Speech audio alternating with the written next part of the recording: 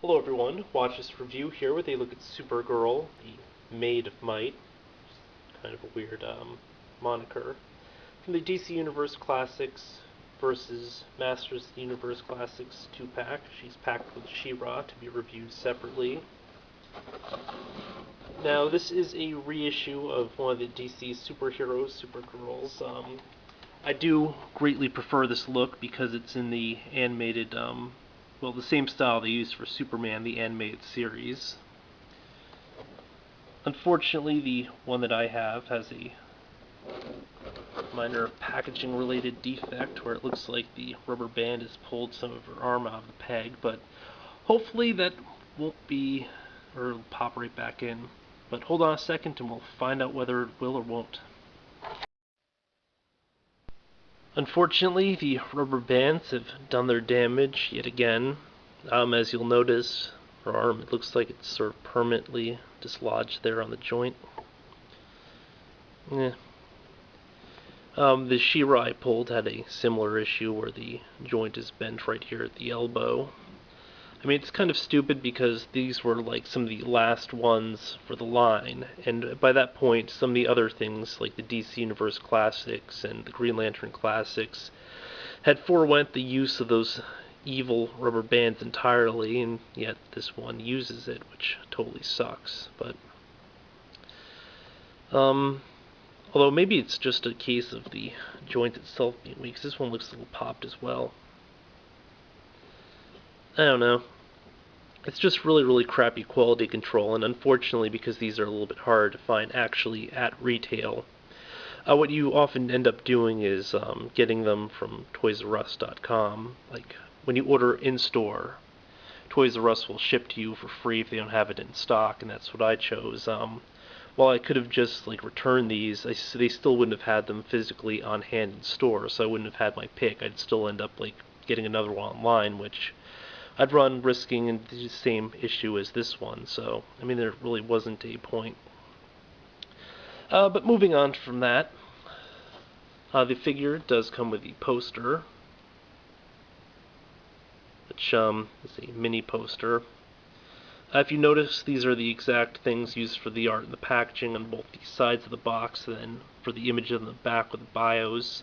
Unfortunately, the box kind of gets gutted by the inclusion of this because there's this little plastic thing holding it in place, and you know, when you pull it out, it rips some of the packaging some more, which is a shame because this makes a really neat backdrop. Or would have made a really neat backdrop if not for that.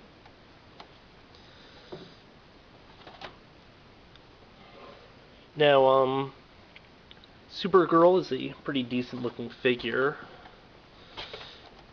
Like some of the other ones where the character is wearing a skirt or something, rather than giving her the typical like line T joint thingy, she actually has a physical ball underneath there. And that means you can also get the point of rotation up there at the thigh, rather than having like a cut like they do with some of the male figures and characters not wearing a skirt. But she also gets an additional cut at the boot, so more articulation, which is always neat.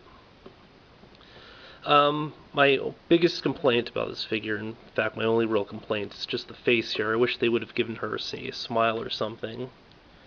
I mean, she's often depicted as being a happier character, and right here, she's not looking all that happy, although, granted, you know, it's an okay looking head sculpt and stuff, although I don't much care for the way the lines are on the side. If you notice their shirt here, the Superman shield, or the Super Shield, the House of L, I guess, is carved right into the shirt. I'm not sure if that's actually comic accurate, because I thought that this was always like just a normal t-shirt, just like a sort of logo onto it rather than being some sort of a ironed on decal or something. Nah.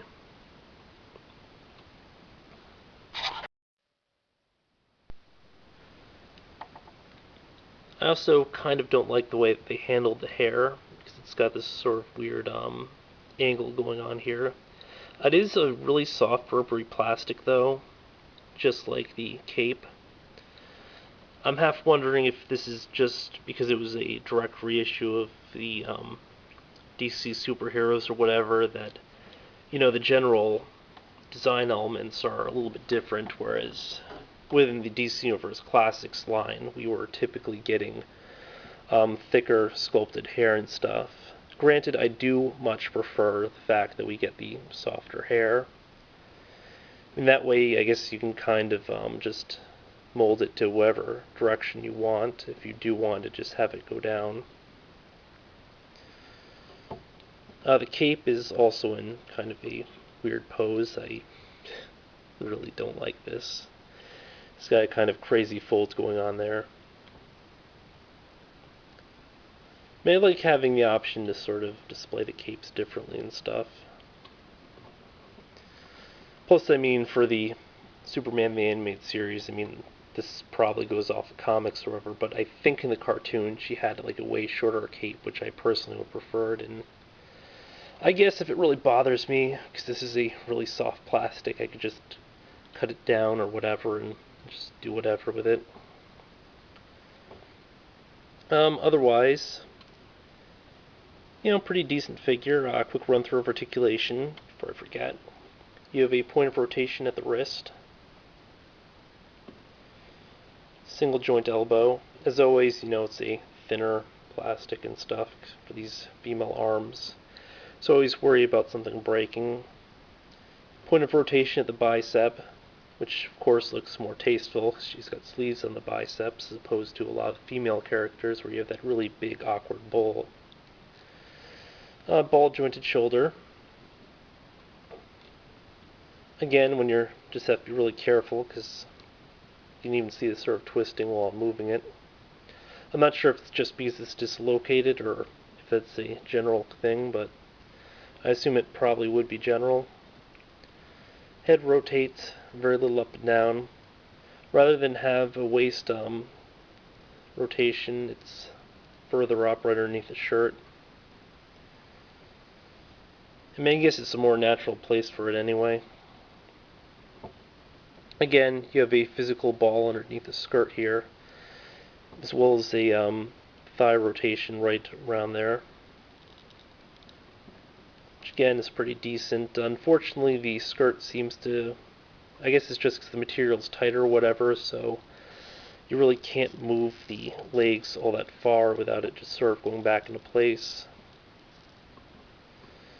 I mean, had they opted for like a more ruffled look like this, where the skirt actually goes out a bit, that would have given them full leg movement, which would have been really decent as well, because that's actually a more dynamic looking skirt, but hey, whatever. A single joint at the knee. Again, we get rotation at the boot, which is awesome. It's also pretty concealed, and then up down here at the ankle, in addition to having a tiny amount of ankle pivot, but only on the left foot. I'm assuming that's deliberate. I'm hoping it's deliberate. Unfortunately, she does have some balancing issues just because so many of her joints are on the thin side and she has the cape just flying out into nowhere.